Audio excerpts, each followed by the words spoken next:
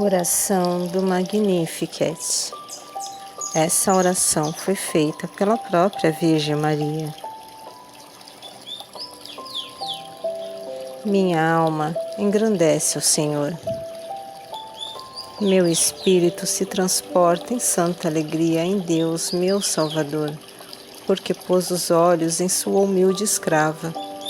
Por isso todas as gerações me chamarão de bem-aventurada.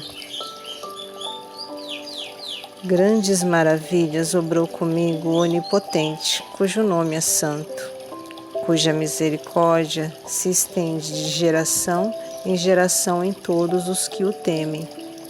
Assim ostenta o poder de seu braço, transtorna os desígnios dos soberbos, derruba os poderosos do seu assento e exalta os humildes.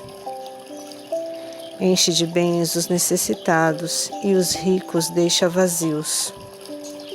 Decretou exaltar Israel, seu povo, lembrando-se de sua misericórdia, para cumprir a promessa que fez aos nossos pais, Abraão e a todos os seus descendentes.